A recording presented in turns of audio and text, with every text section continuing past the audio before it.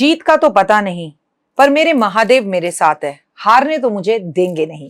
नमस्कार, सुस्वागतम, वेलकम, अभिनंदन। मैं हूं आपके साथ आपकी अपनी होस्ट दोस्त डॉक्टर वाय राखी। आपका स्वागत अभिनंदन करती हूं आपके, मेरे और माता रानी के इस खूबसूरत से यूट्यूब चैनल पर। ओए होए, कैसे हैं आप? मैं बिल्कुल ठीक हूँ, मस्त हूँ, बिंदास हूँ, घर में हूँ। देव के कॉलेज के एग्जाम्स हो चुके हैं, CUT, राइट, और उसके रिजल्ट्स का इंतजार कर रही हूँ जो अभी तक नहीं आए, और आराम से हूँ। और अगर आप कहें आदि पुरुष पिक्चर, तो मैं तो देखा ही हूँ आदि पुरुष पिक्चर, और मैं आपको उस पिक्चर की कतई कोई निंदा नहीं करूंगी। ताकि रही भावना तैसी, प्रभु मूरत देखी तिन तैसी। मुझे तो राम में राम दिखाई दिए, हनुमान में हनुमान दिखाई दिए, और मुझे जो है सीता जी में सीता दिखाई दी। और जो मुझे उसमें कम ज्यादा लगा उसे मैंने अपने आप ही करेक्ट कर लिया। ठीक है, ऐसी चीजें होनी नहीं चाहिए, लेकिन फिर ये सब चीजें होने के बाद उनका विरोध नहीं होना चाहिए। जब ये चीजें बन रही हो, जब ये पिक्चर सेंसर बोर्ड ने देखी, उसका विरोध तब होना चाहिए। तो अब पछतावत होवत क्या, जब चिड़िया चुग गई खेत।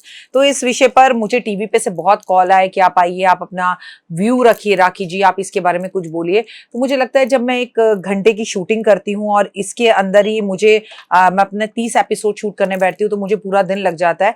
तो मैं जज करने वाली कोई नहीं होती। जिस लोगों ने इतनी मेहनत करी हो, पिक्चर बनाई हो, और पता नहीं कितने कितने दिन अपने घर से दूर रहे हो, तो मैं कौन होती हूँ किसी के लिए जज बनने वाली। ठीक है, अगर कोई मेरे यूट्यूब पर जज बनना शुरू कर दे, आपकी वीडियो में रंग काला आ रहा है, आप गोरे आ रहे हो, आप मेकअप करके क्यों बैठे हो, आपने सेट क्यों बैठा है, तो नेवर जज एनीवन एल्स। मतलब जिसको जो करना है उसको वो करना है। आप अपने मन को अच्छा देखकर सिर्फ राम जी को देखिए, मेरा आपको ये कहना है। आज की अपनी इस वीडियो में हम 1 जुलाई शनिवार प्रदोष की बात करेंगे। चलिए कार्यक्रम की शुरुआत करते हैं, हमेशा की तरह जस्ट बिलीव इन कर्मा।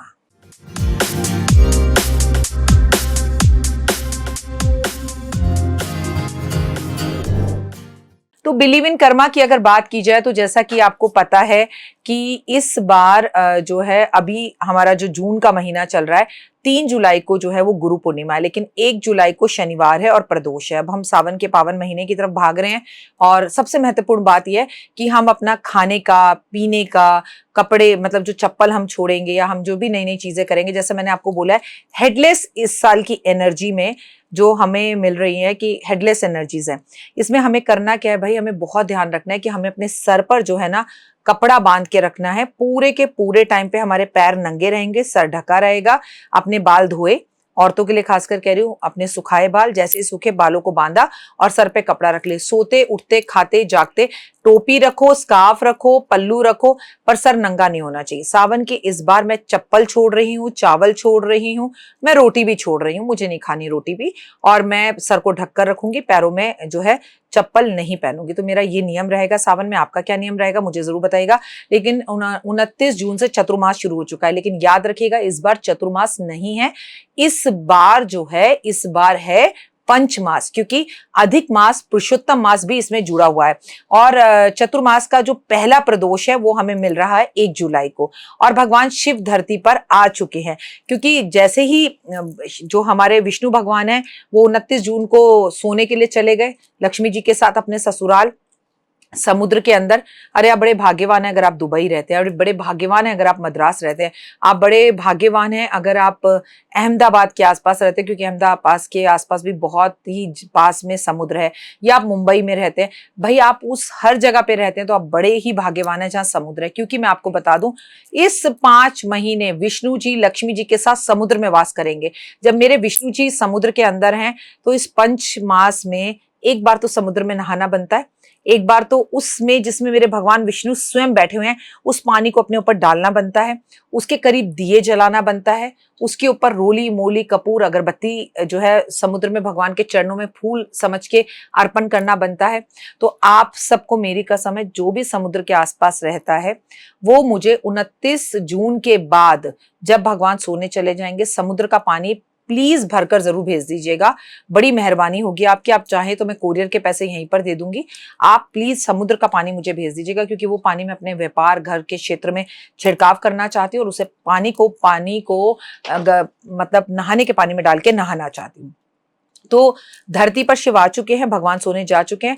तो जब हम ये प्रदोष की पूजा 1 जुलाई को करेंगे तो महादेव पार्वती माँ के साथ धरती पर ही हैं, क्योंकि इस वक्त धरती का संचालन जो कर रहे हैं वो महादेव कर रहे हैं। तो प्रदोष का टाइम है, हमें भगवान से अपनी मनोकामनाओं को पूर्ण करना है और सावन से पहले का प्रदोष है, तो हमें उनके लिए अच्छे से पूजा करनी है। आपको 1 जुलाई से ठीक 3 दिन बाद सावन आरंभ हो रहा है, ये हमें पता है। तो 1 जुलाई को आप जो जो सावन प्रदोष में करते हैं वो करिए। लेकिन इस टाइम पर अगर आप कह राखी जी कि हम प्रदोष में जो है अपना व्रत उठा लें, तो जब भगवान सोने गए होते हैं ना तो किसी व्रत का उद्यापन करते हैं और ना ही किसी व्रत को उठाते हैं। तो व्रत मत उठाइए, जो पहले से व्रत कर रहे हैं वो करें। सभी को मेरी तरफ से पहले हैप्पी डॉक्टर्स डे, क्योंकि 1 जुलाई को डॉक्टर्स डे भी होता है और आप सभी डॉक्टरों को शत शत नमन और प्रणाम, क्योंकि धरती पर अगर भगवान का कोई दूसरा रूप है तो डॉक्टर ही है और 1 जुलाई को डॉक्टर डे भी होता है। आइए मैं आज आपको बताती हूँ कि सबसे बड़े महादेव की पूजा कैसे करें। जैसे आप प्रदोष में पूजा करते हैं, सुबह भी पूजा करें, शाम को भी पूजा करें, पर प्रदोष काल में ज्यादातर पूजा का फल जो है वो शाम के टाइम पर ही मिलता है। तो भगवान की पूजा शाम को करें, अपनी थाली सजाएं, उसमें रोली मूली कपूर अगरबत्ती 5 दीपक और पंचामृत 5 मेवा 5 फल 5 मिठाई लेकर जाए। इतना ना लेकर भी जाए तो फिर आपको बार बार बताती हूँ, सिर्फ 1 लोटा जल शंकर भगवान के लिए लेकर जाएं। भक्ति शिव का चला शिव को मनाने के लिए, हाथ में 2 फूल लोटा जल चढ़ाने के लिए, तो महादेव उसी से प्रसन्न हो जाएंगे और आपकी हर इच्छाओं को पूर्ण करेंगे। आज आप अपने सर पर से 7 नींबू लेकर और एंटी क्लॉकवाइज घुमाकर उसे जल प्रवाह जरूर करें या फिर उसे डस्टबिन में डाल दें, क्योंकि ऐसा करने से आपके ऊपर लगी हुई नजर जो है वो खत्म होगी। थोड़ी देर मौन व्रत करें। आज पीपल के पेड़ की परिक्रमा जरूर करें। आज आप शंकर भगवान पे काले तिल और दूध पानी अर्पण जरूर करें। आज आप भगवान जो शनि देव हैं उन्हें इमरती का भोग जरूर लगाएं।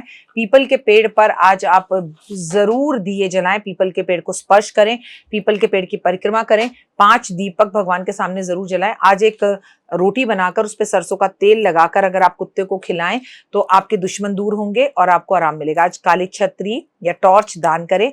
आज आप अपने घर के मंदिर में भी सरसों के तेल का दिया जरूर जलाएं। ये तो मैं आपको पहले भी बता चुकी हूँ, क्योंकि शनि जो है वो वक्री हो गया है और जब शनि वक्री हो जाता है तो हमें अपने घर में जो दीपक हम जलाते हैं उसके सिवा एक छोटा सा सरसों के तेल का दिया जलाना चाहिए। आज शाम के समय 250 ग्राम सरसों का तेल भगवान शंकर के ऊपर भी चढ़ाकर जरूर आए। इतना छोटा सा एक कटोरी तेल भी ले लें तो चलेगा, क्योंकि भगवान शंकर पर आज अगर आप तेल अर्पण करते हैं तो आपकी शनि की दशाओं में काफी आराम मिलेगा। पीपल के पेड़ पर आज अगर आप काले तिल के लड्डू भोग लगाते हैं तो आपके पितरों का आशीर्वाद आपको मिलेगा। आज घर में सुंदरकांड का पाठ, हनुमान चालीसा, संकट मोचन, बजरंग बाण जरूर पढ़े। आज आप थोड़ी देर पीपल के पेड़ के पास आटा और चीनी मिलाकर जरूर अर्पण कर आए, इससे आपको काफी ज्यादा फायदा होगा। अपने घर का अगर झंडा बदलना चाहे, घर के बाहर सावन का पावन महीना आ रहा है, झंडे लगाना चाहे तो वो झंडे भी आप लगा सकते हैं। इससे भी आपका भाग्य उदय होगा, क्योंकि वैसे भी ये केतु का साल है। केतु कहता है ध्वज लगा, ध्वज अगर कुंडली के अंदर केतु गुरु के साथ बैठ जाए तो ध्वज योग बनाता है। और आपको बता दूं, अगर केतु के साल में आप हनुमान जी की पूजा करते हैं, कुत्ते की सेवा करते हैं, आप झंडे लगाते हैं, या जितने भी कावड़िए कावड़ लेकर जा रहे हैं उन्हें झंडा आप हाथ में पकड़ाते हैं, या कावड़ के जितने भी कैंप लगने जा रहे हैं जहां कावड़िए रात को रुकेंगे वहां जाके झंडे लगाकर आते हैं, तो आपको इससे बहुत ज्यादा फायदा और लाभ होगा। तो इस जादुई उपाय को जरूर करिएगा और अपने परिवार के लिए फायदा इकट्ठा करिएगा। फिलहाल मुझे दीजिए इजाजत। अपना और अपनों का रखिए खास ख्याल। जय माता दी।